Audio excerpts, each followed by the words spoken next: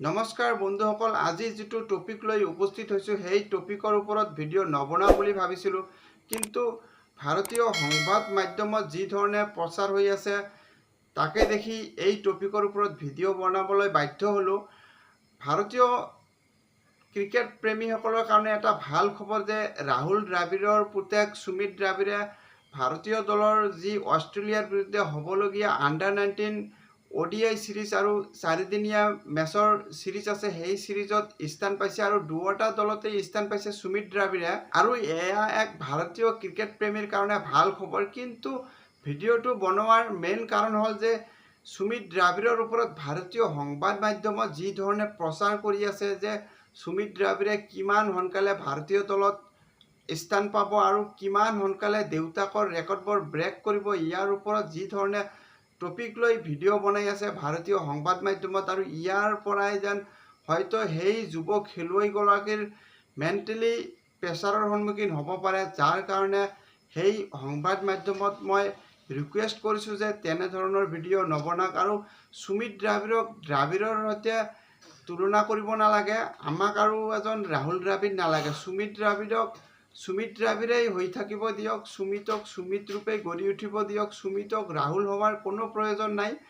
আৰু এই বুলি কোনো তথ্য প্ৰকাশ নকৰক যে সুমিত দ্ৰাবিড়ে কেতিয়া ৰাহুল দ্ৰাবিড়ৰ সমানে ৰেকৰ্ড ব্ৰেক কৰিব। আমাক ৰাহুল দ্ৰাবিড়ৰ ৰেকৰ্ড ব্ৰেক কৰিব নালাগে। সুমিত দ্ৰাবিড়ে এজ এ খেলুৱৈ হিচাপে ভাৰতীয় দলক জয়লাভ কৰাত আমিও বিচাৰোঁ যে সুমিত দ্ৰাবিড়েও দেউতাকৰ দৰে ভাৰতীয় দলত স্থান পাওক আৰু প্ৰথম শ্ৰেণীৰ ক্ৰিকেটত ভাল পাৰফৰ্মেঞ্চ কৰক, আণ্ডাৰ-19 দলত ভাল পাৰফৰ্মেঞ্চ কৰক আৰু ইয়াৰ জৰিয়তে ভাৰতীয় ছিনিয়ৰ দলতো উভতি আহক আৰু ভাল খেলক, তাৰে কামনা কৰোঁ। কিন্তু ইয়াৰ আগতেই সেই যুৱ খেলুৱৈসকলক মেণ্টেলি প্ৰেছাৰ দিব নালাগে আৰু দেউতাকৰ সমানে যে ৰেকৰ্ড গঢ়িব লাগিব সেই লৈও ভিডিঅ' বনাব নালাগে। যেন কোনো ধৰণৰ যাতে মেণ্টেলি প্ৰেছাৰৰ সন্মুখীন নহয় সেই যুৱ খেলুৱৈসকলে।